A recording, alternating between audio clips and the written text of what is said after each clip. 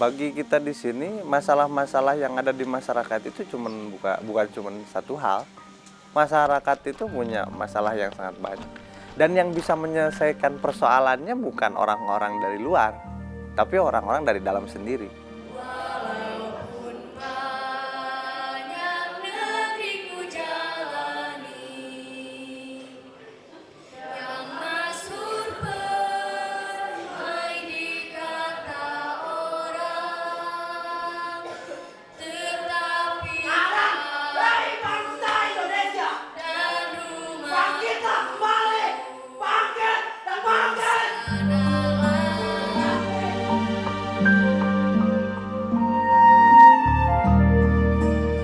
Jadi perubahannya bukan kita desain oleh segelintir pihak, tetapi perubahan yang bisa dilakukan oleh anak-anak muda.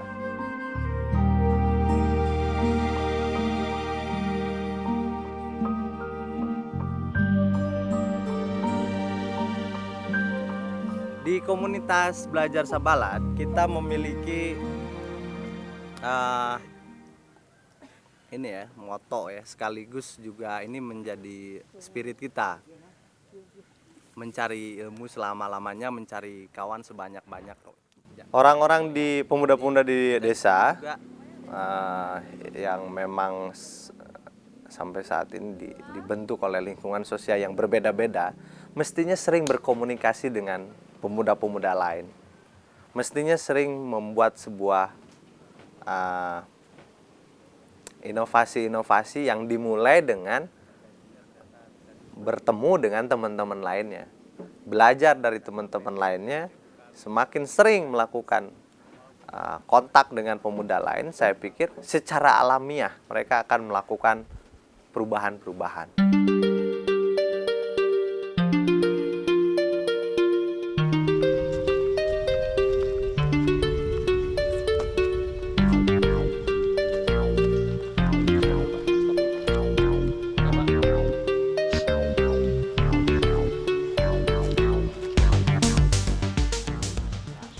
Duka acan aya sigana kudu ieu mah urang gawe kabehan kumaha carana da meureun ieu teh salah sahiji produk petani anu unggulan gitu.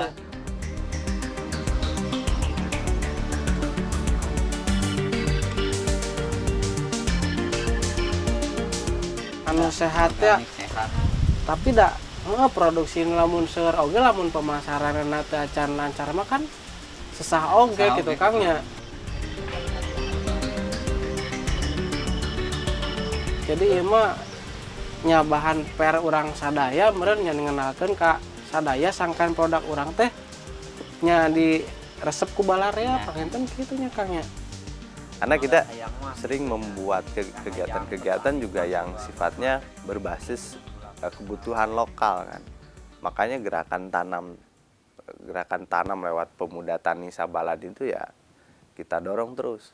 Bukan hanya nanem tapi juga campaign pertanian. Jadi model jadi cai gitu garing deh jadi gula kristal deh. Abi nunggu percobaan.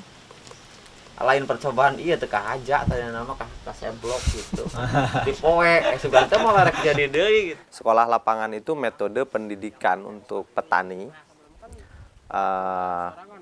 supaya petani bisa belajar dari alamnya, tapi juga bisa berkomunikasi, belajar dari petani lain. Nah, SL ini di teman-teman komunitas biasanya ikut memfasilitasi ini.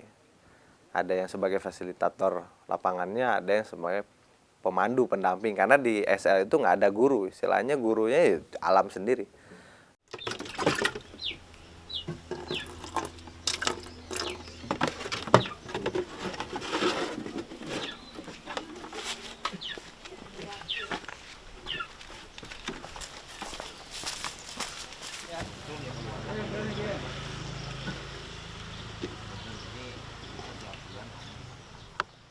Petani penderes sekarang tuh ya mereka tuh kalau dulu kan semuanya menggunakan cara-cara yang organik, bisa disebut organik, ya nggak menggunakan bahan-bahan kimia.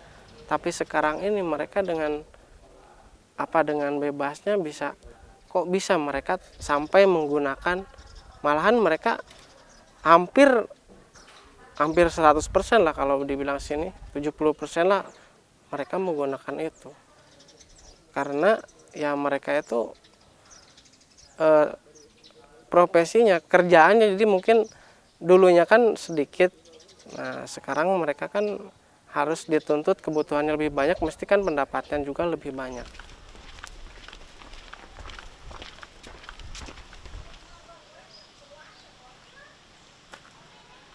Mereka yang dulunya menderes kelapanya berapa pohon, sekarang dituntut harus lebih banyak lagi kan.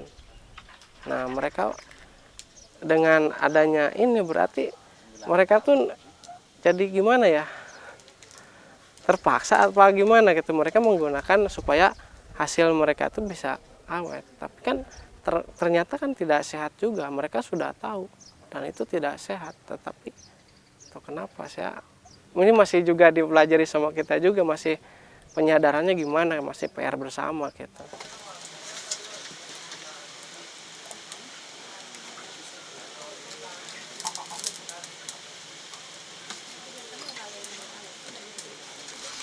Ya kalau menurut saya sih ya mendingan yang organik tuh Bu. Ya bahayanya sih kalau pakai kimia ya kena tangan begini tuh. Dan kena tangan, kena sepeda aja, kena besi aja hancur. Itu apalagi ya kalau dimakan sama manusia gitu kan. Kita sebagai penderes dituntut produksi harus bagus gitu. Orang dari SAD-nya itu dari SCA ya, SCA. Kan dia sendiri yang apa itu yang menjual obatnya itu, bahan pengawetnya. Jadi yang menganjurkan gitu. Itu Samudra Jaya Abadi. Itu yang AGKP. Itu kan komunitas itu AGKP itu Asosiasi Gula Kelapa Priangan itu. Seluruhnya ditampung di AGKP gitu. Inilah salah satu bahan pengawet yang petani gula gunakan selama ini. Ya, pengawet ini kandungannya sodium metabisulfit. Mereka menggunakan ini tuh jadi takarannya semaunya dia. Dari dulu mereka sebelum mengetahui adanya pengawet ini, mereka dulu itu menggunakan kapur. Terus bisa menambahkan juga kulit manggis. Ada kulit manggis, terus ada dari kulit pohon nangka, cempedak. Bisa juga digunakan untuk pengawet nira. Kita sebagai fasilitator yang untuk tahu permasalahan mereka, lalu kita mengarahkan saja bahwa cara-cara yang mereka selama ini gunakan yang tanda kutip merusak lingkungan itu, ya mereka lebih baik kembali ke masa yang dulu aja, cara-cara yang dulu mereka lakukan yang benar-benar mereka itu sehat.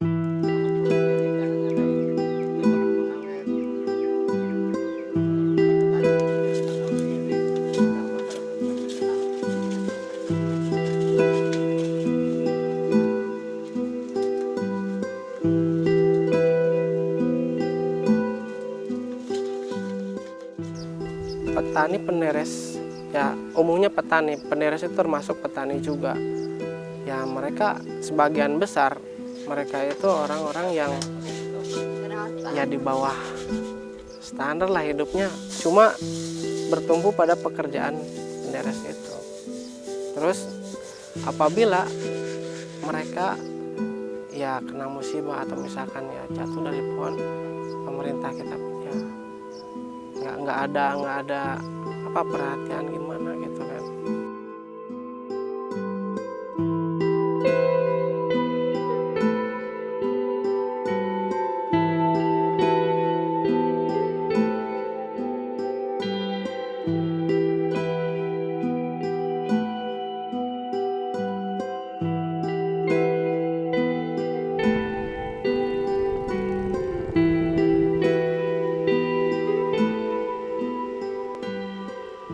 Eta posisi sarana eta tuh kumaha tergantung dina liang gitu.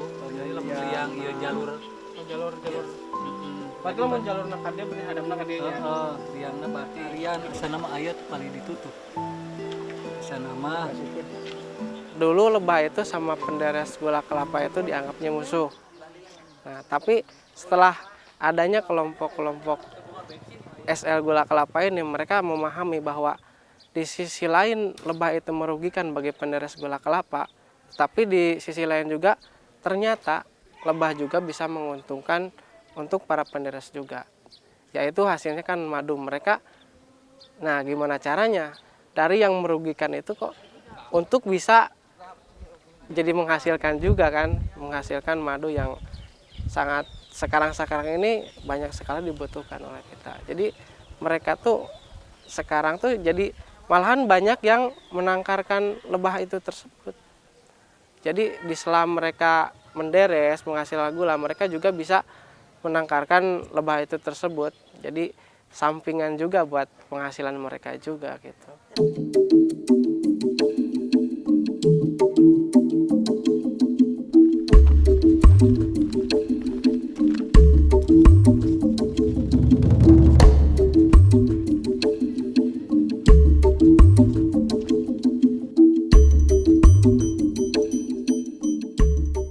Gua Lanang itu sebenarnya nama wilayah bukan nama goa.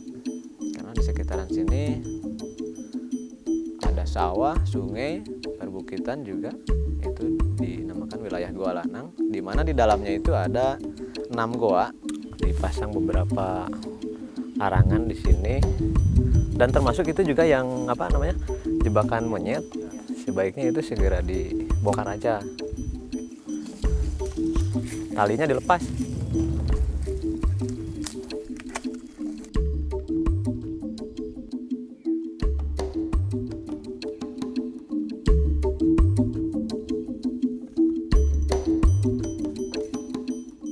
Di Gua Lanang, dari 6 goa itu kami baru menyuguhkan 2 goa ke pengunjung karena kaitannya dengan ketersediaan alat dan juga keamanan yang dipertimbangkan juga. Yaitu Gua Petir panjangnya 366 meter itu udah dikasih ke pengunjung, dan juga Gua Karaton yang panjangnya 75 meter, di mana di dalamnya itu terdapat stalaktit yang unik dan mewah saya pikir. Ini masih aktif, Pak. Netes air. Di sini kita tidak bercita-cita untuk menggurui wisatawan yang datang ke sini, tapi kita berupaya membuka ruang pemikiran mereka agar mereka itu lebih sadar ke pelestarian. Di sini saya berkesempatan untuk menunjukkan tempat-tempat yang masih utuh, dan diharapkan saat mereka pulang ke tempatnya mereka bisa melakukan upaya pelestarian di tempatnya itu. Bukan berarti pulang dari sini lalu pulang bawa ilmu dari saya, bukan. Tapi datang ke sini pemikirannya sama-sama terbuka, sama-sama mencurahkan ilmunya mereka dan harapan-harapan mereka, sehingga kami juga yang di sini terinspirasi oleh pemikiran mereka begitu. Ini sepertinya harus diganti nih. Takutnya ada yang megang roboh. Udah lapuk ini kayaknya nih. Harus diganti nih. Nah. Cuman hati-hati. Pas hati-hati kan. Kerusakan jelas terjadi karena kami sendiri berangkat dari posisi yang rusak, bukan berangkat dari posisi yang sedang aman. Di hulu sungai yang ini dulunya itu penebangan liar ratusan hektar. Malah debit air pun dari tahun 2000-an sampai ke sekarang itu berkurang sekitar 1 meteran. Terus yang di goa-goa ini juga seiring dengan tren masyarakat tentang batu akik juga itu, kami mendapatkan sesuatu yang kurang baik, diantaranya ada pengerusakan goa di Gua Karaton itu, dan kami pun berinisiatif untuk mengamankannya dengan teralis besi. Kerusakan yang terjadi sebelum diteralis itu, jadi kadang-kadang ada pengunjung liar, dia megang-megang bagian batu-batuan ini sehingga kotor nih. Alhamdulillah setelah dibikin teralis besi di depan sana itu, sisi pengunjung bisa dikendalikan, kita masih bisa mengawal si pengunjung dengan pemandu-pemandu yang kita sediakan. Ada upaya pengerusakan juga, mungkin mereka dengan motivasi tersendiri mengambil batu-batuan ini yang mirip kristal atau mirip berlian. Ini hilang, yang ini juga hilang.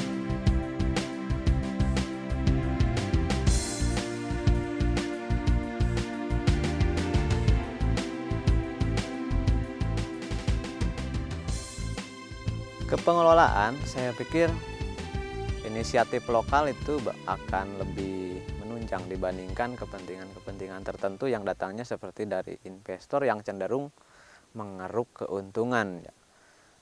Mereka akan memompa keuntungannya waktu per waktu, di mana persentase, menurut pemikiran saya sekarang, tapi nggak tahu ke depannya, di mana mereka kadang-kadang hanya sedikit saja mempertimbangkan tentang efek atau pengaruh buruknya itu. Makanya saya pikir masyarakat sekitar sinilah yang paling cocok atau yang paling baik untuk mengelola di sini. Agar apa? Agar nggak semata-mata ini loh jadi tempat wisata, tapi upaya penyadaran merekanya juga dapat gitu.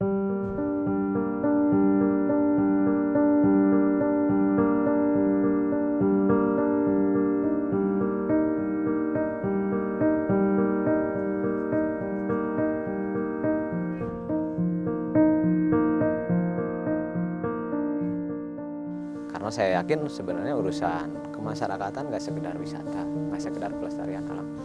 Kami hanya melakukan hal kecil beserta anak-anak, beserta mereka, beserta Sabala juga. Dan alhamdulillah udah 1 tahun setengah berjalan. Alhamdulillah kami tetap masih semangat. Mudah-mudahan kedepannya tercapailah hasil yang diharapkan oleh semuanya. Saya pikir ini kegiatan yang sangat mulia. Beliau rela berbagi ilmu dengan kami, dan kalau ngomongin manfaat, kami tidak bisa mengukurnya dengan kata-kata, Mbak. Kalau urusan keilmuan itu ukurannya nggak seperti ukuran timbangan gitu. Yang jelas ini bermanfaat banget. Yang namanya ilmu, saya yakin manfaatnya luar biasa. Teman-teman yang mengelola wisata itu dapat keuntungannya itu dari mereka apa istilahnya sewa peralatan atau sewa ini pendampingan guide gitu.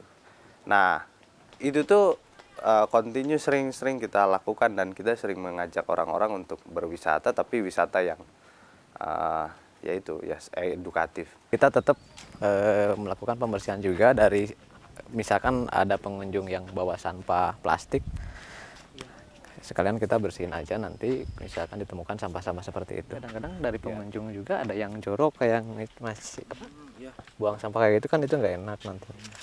Itu nggak bakalan. Ini sampah plastik nih. Itu diamankan. Di masyarakat ini sebetulnya orang-orang sudah mampu gitu ya, mampu membuat sebuah gebrakan-gebrakan baru, tetapi nggak pernah terjadi karena nggak ada yang memulai.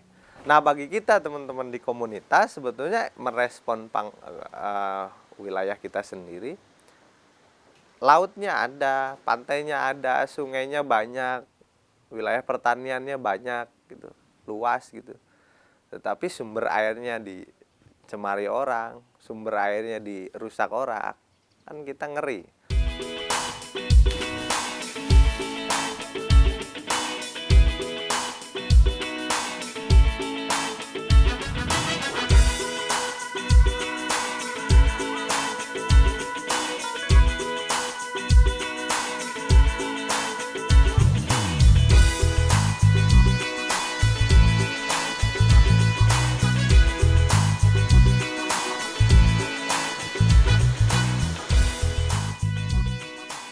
Pangandaran itu kabupaten termuda di Jawa Barat, kabupaten paling kecil yang baru dideklarasikan beberapa tahun terakhir, dan memiliki visi yang cukup besar menjadi kabupaten pariwisata yang mendunia tapi berbasis kebudayaan.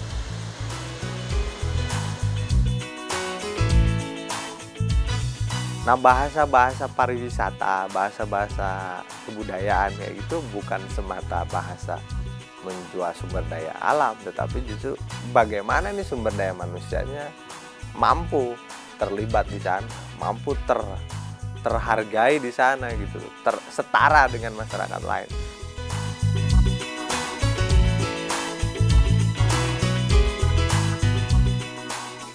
Makanya jangan sampai masyarakatnya bodoh, jangan sampai masyarakatnya minim akses, jangan sampai masyarakatnya nggak memiliki rasa berkesenian, nggak percaya diri dengan kebudayaannya.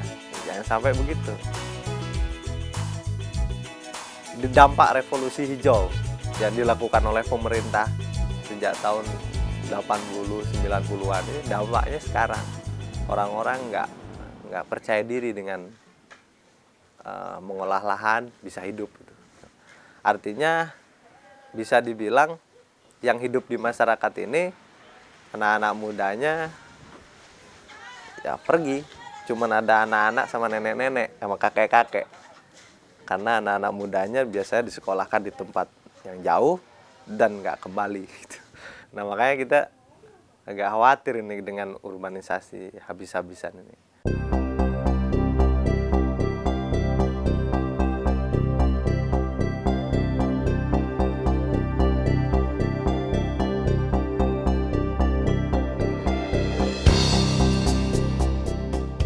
Jangan pergi dari Pangandaran gitu.